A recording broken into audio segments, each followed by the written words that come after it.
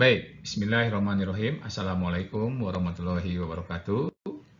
Pada pertemuan ke-6 ini, saya akan menjelaskan tentang dokumentasi sistem manajemen K3, di mana buku referensi yang saya gunakan adalah buku Taufik Rahman, Kesehatan Kerja, edisi 1, PPM Jakarta, halaman 5 sampai dengan halaman 68. Dalam melaksanakan pendokumentasian sistem manajemen K3 memiliki persyaratan dokumentasi yang dicontohkan pada acuan yang digunakan oleh perusahaan seperti OHSAS 18001, di mana isinya persyaratannya adalah organisasi harus menetapkan dan memelihara informasinya dengan media yang sesuai baik dalam bentuk kertas maupun dalam bentuk elektronik, serta menjelaskan elemen inti dari sistem manajemen dan interaksinya. Yang kedua, menyediakan petunjuk dan dokumentasi yang terkait. Sedangkan acuan dari Peraturan Menteri Tenaga Kerja Nomor 5 Tahun 1996, pendokumentasian merupakan unsur utama dari setiap sistem manajemen dan harus dibuat sesuai dengan kebutuhan pelanggan. Pendokumentasian sistem manajemen K3 mendukung kesadaran tenaga kerja dalam rangka mencapai tujuan dan evaluasi terhadap sistem dan kinerja K3. Baik, di sini ada model sistem dari penerapan OHSAS 18001, di mana diawali dengan kebijakan Health and Safety Policy. Ya, itu adalah kebijakan dari sistem manajemen K3 yang akan diterapkan. Kemudian, langkah berikutnya yaitu adalah adanya perencanaan penerapan seperti apa. Ya, sistem manajemen K3 itu akan seperti apa. Kemudian, ada implementation dan operation. Ya, di mana implementasi dan operation ini ada pelaksanaan, ya, pelaksanaan yang sudah direncanakan sebelumnya. Kemudian langkah berikutnya 4.5 itu ada checking dan corrective action, di mana di sini ada audit, ya, ada corrective action dan preventive action, ya, bagaimana pengajuan dalam perbaikan ke depannya. Nah, diajukanlah kepada manajemen, pihak manajemen. Kemudian pihak manajemen akan mereview. Nah, dilaksanakanlah next step-nya itu adalah manajemen review, di mana manajemen review ini akan melihat tadi yang hasil dari audit ataupun temuan-temuan dari checking itu akan diperbaiki, sehingga langkah berikutnya yaitu adalah continuous improvement. Dan ini akan menjadi kebijakan dari perusahaan yang baru.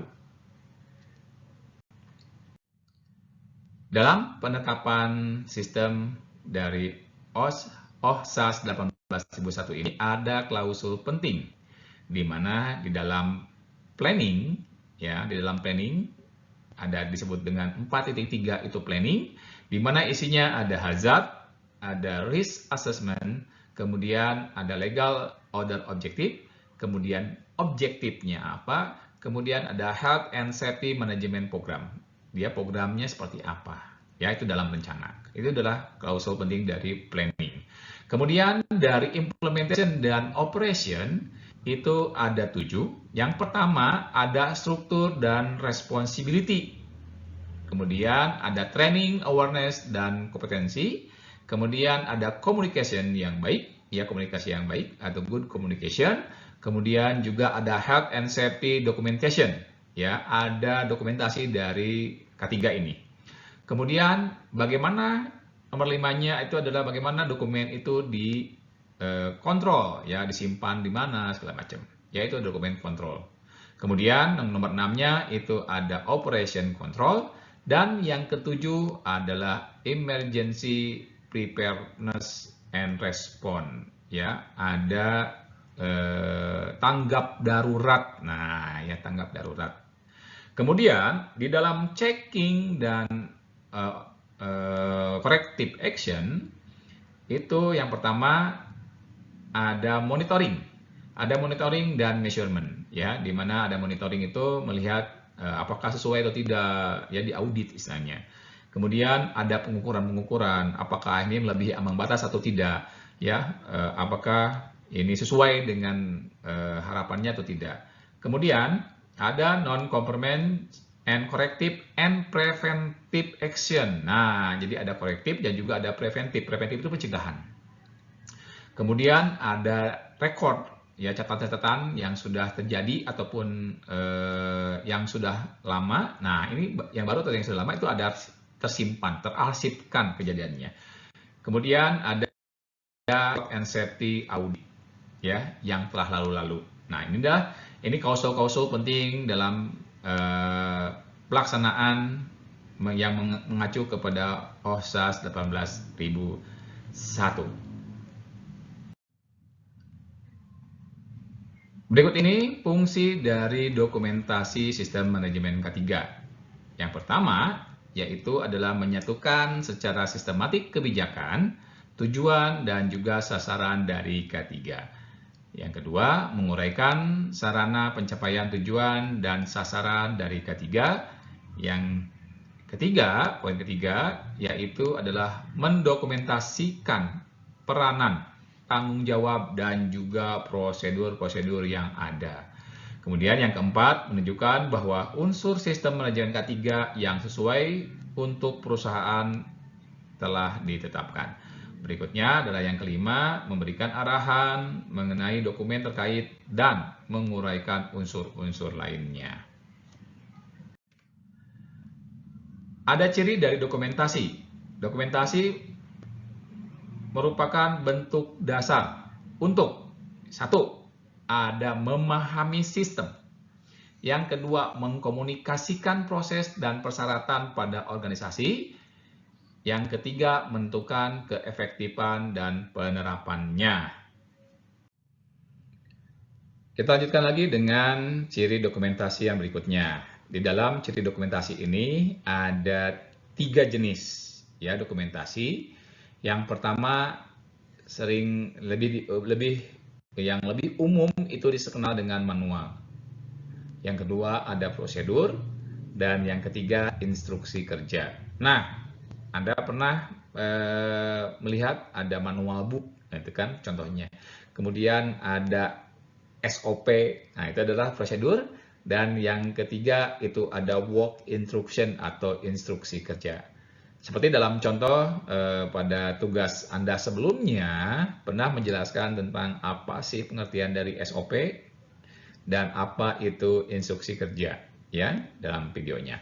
Baik, saya akan menjelaskan dari manual, prosedur, dan instruksi kerja ini. Yang manual itu cirinya hanya ada dalam satu sistem. Kemudian merupakan interaksi proses-proses organisasi melibatkan semua pihak dan setiap fungsi dalam organisasi. Ini sistemnya manual ini umum.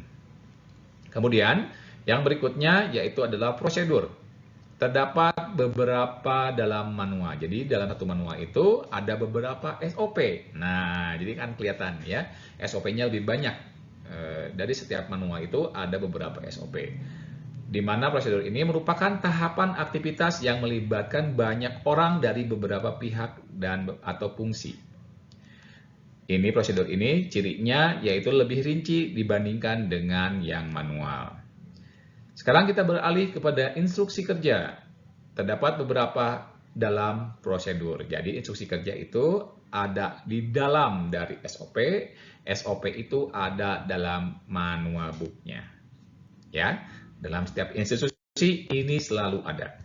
Ya, di mana instruksi kerja ini merupakan tahapan aktivitas yang hanya dilakukan oleh satu orang atau satu fungsi. Ya, dari satu fungsi dari satu organisasi ini. Ini pastinya lebih rinci dibandingkan dengan SOP. Work instruction itu instruksi kerja. Jadi si A misalkan harus ngapain aja. Mengikuti dari SOP yang sudah ada. Mengikuti juga manual yang sudah ada, ya. Jadi itu urutannya manual, SOP atau prosedur, kemudian work instruction atau instruksi kerja. Nah, berikut ini ada tingkatan dokumentasi, ya, seperti tadi. Yang pertamanya yaitu adalah manualnya. Kemudian di bawah manual itu ada prosedur, ya. setiap prosedur itu memiliki beberapa instruksi kerja, dan setiap instruksi itu ada rekaman-rekaman. Kalau misalkan ini harus apa, ada rekamannya. Bukti fisiknya ada rekamannya, misalkan dari dokumennya, kemudian ada kejadian apa, itu tercatat semua rekaman. Inilah tingkat dokumentasi di suatu institusi yang mengacu kepada OHSAS 18001.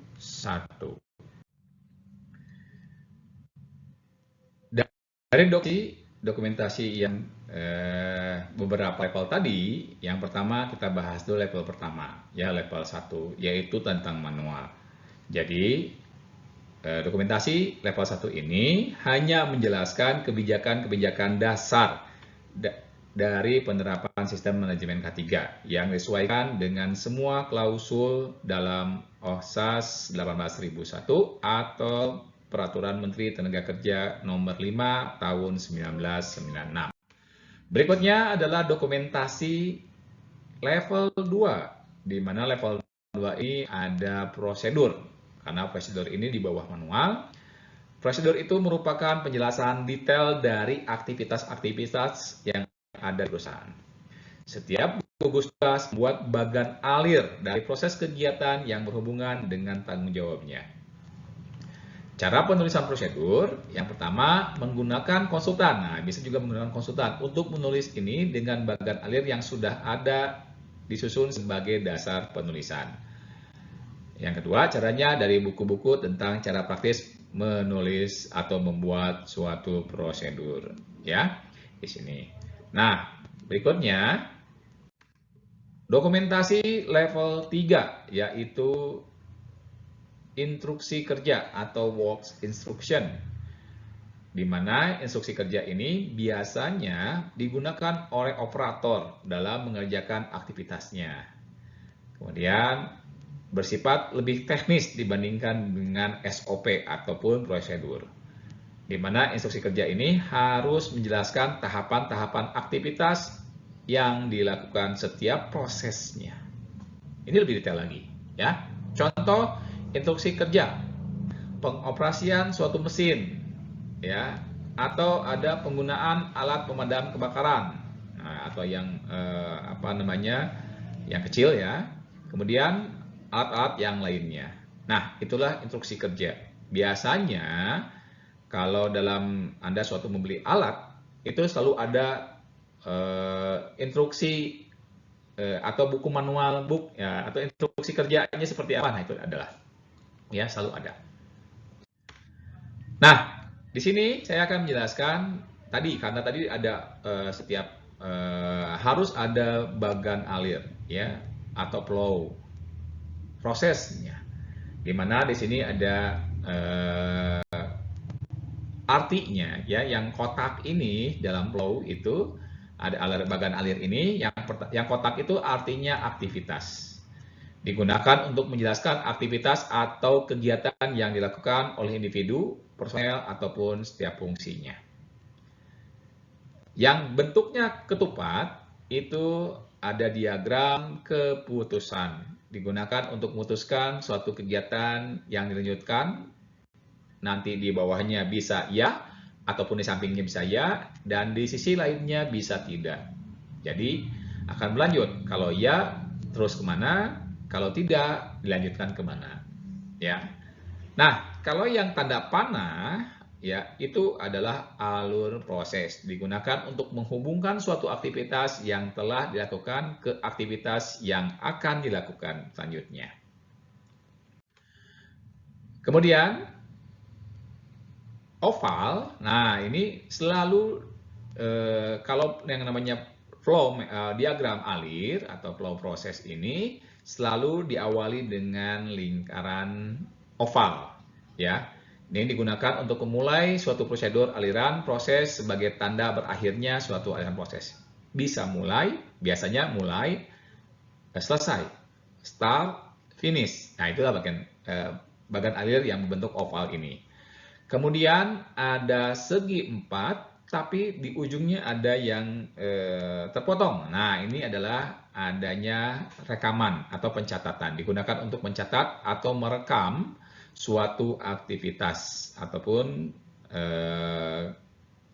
kegiatan, ya. Nah, berikut ini adalah jenis diagram alir. Yang pertama operasi, yang kedua adalah fungsional, dan yang ketiga layout.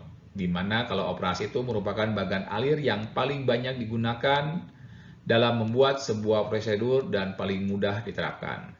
Kalau fungsional, dapat memasukkan penanggung jawab dari pelaksanaan aktivitas. Ya, tidak hanya menjelaskan bagaimana proses dilakukan, dan ini yang paling aplikatif. Ya, kalau layout ini dapat menghitung waktu pelaksanaan pekerjaan lebih detail lagi, ya, dalam mendiagnosis kesibukan lalu lintas pekerjaan sehingga dapat dilakukan perbaikan terhadap penempatan kerja dan juga para pegawainya. Di sini butuh berapa orang, di sini berapa butuh orang, seperti itu ya. Jadi layout itu lebih detail lagi.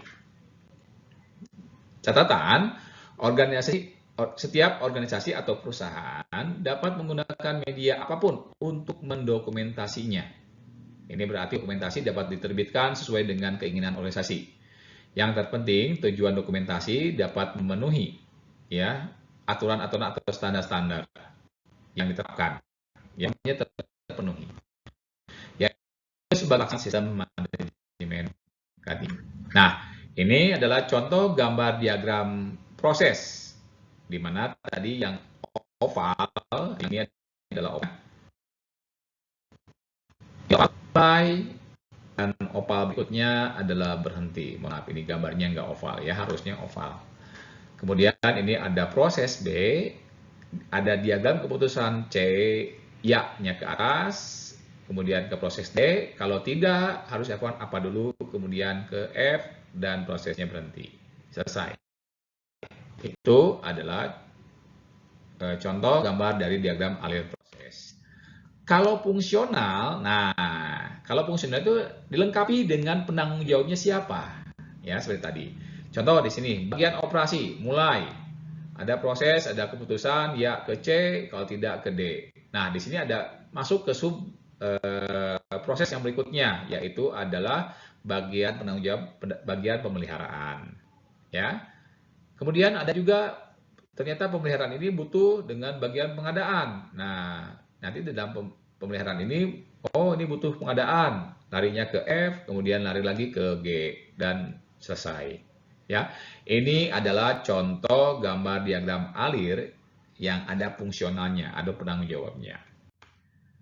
Nah, yang terakhir ini adalah contoh gambar diagram alir dari layout, ya, di mana ada surat masuk ke meja sekretaris, kemudian ke meja sekretaris, lari ke ruang manajer, nunggu approval dari manajer, kemudian dari ruang manajer approve, baik lagi ke sekretaris, sekretaris langsung ke meja operator, dari operator ada bagian clerk, ya, ada yang langsung ke meja sekretaris lagi karena tidak sesuai, ataupun dari meja sekretaris ini bisa langsung dokumentasinya diperbanyak, misalnya fotokopi, dan lembar berikutnya masuk lagi ke bagian clerk, ya. Ada yang sebagian lagi masuk ke aksi, dan bagian clerk ini dilakukan pengiriman. Jadi setelah lengkap datanya, ini pengiriman. Itulah contoh gambar dari diagram alir dari layout. Baik, berikutnya adalah pengendalian dokumentasi, ya. OSAS 18001 ini hanya pengendalian dokumen saja. Kalau Permenaker nomor 5 tahun 1996, selain pengendalian dokumen, itu juga ada pengendalian administratif.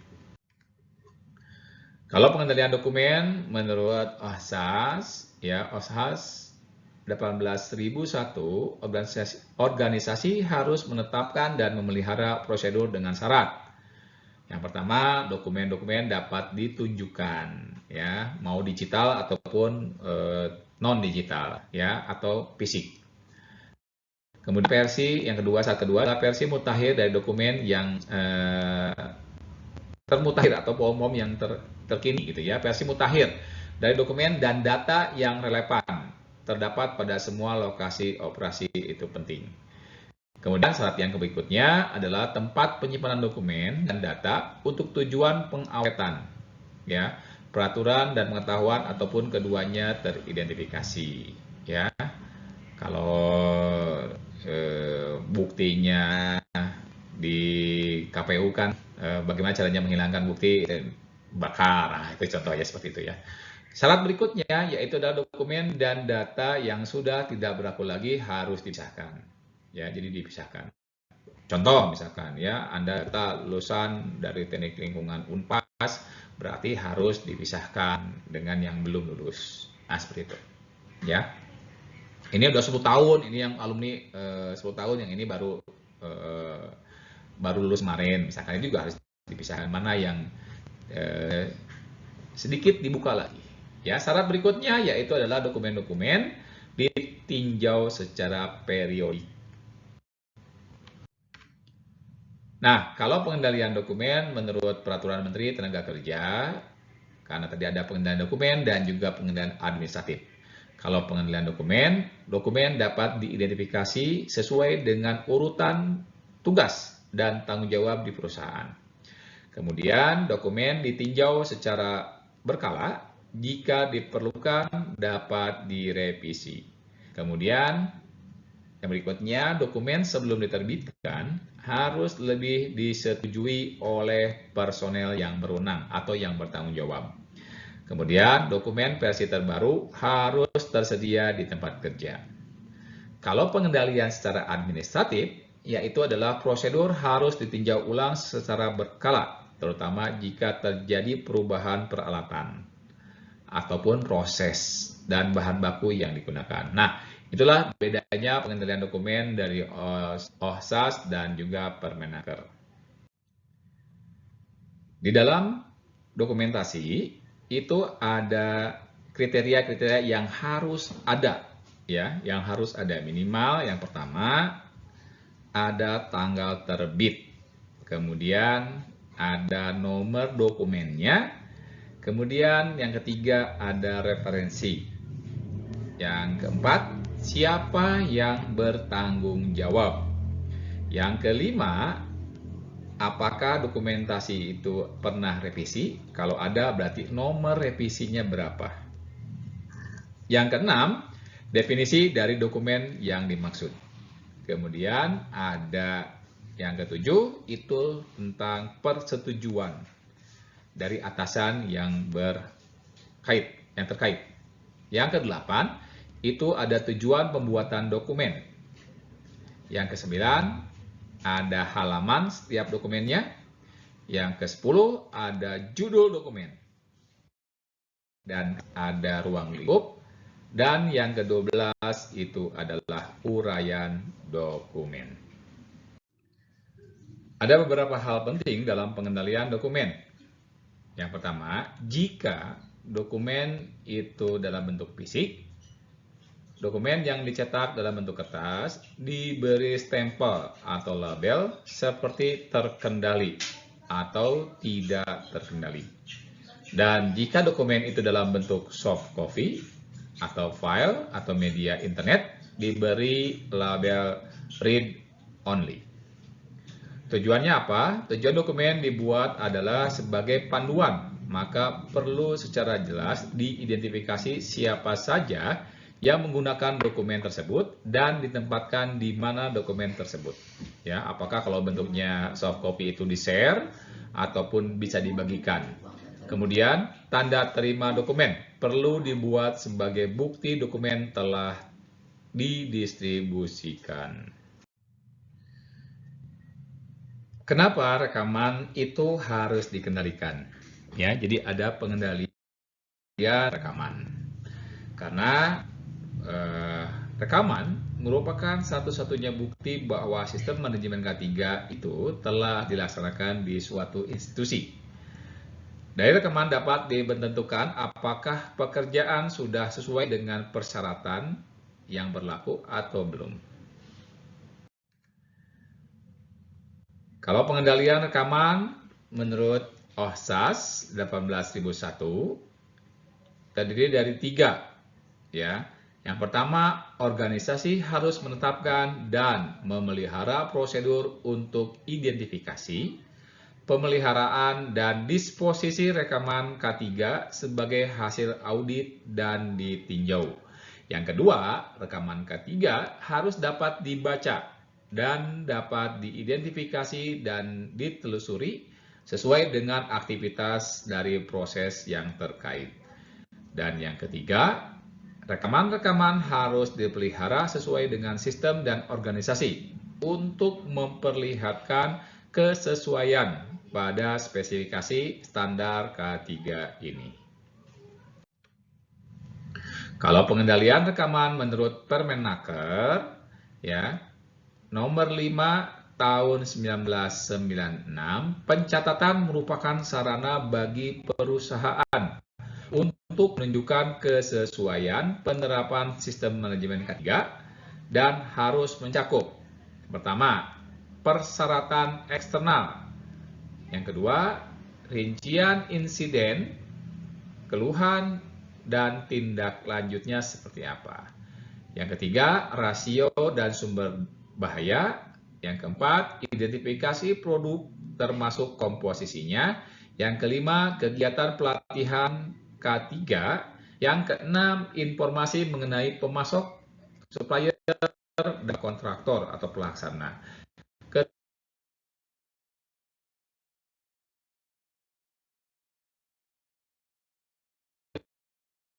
Ketujuh, kegiatan ya, dalam sistem manajemen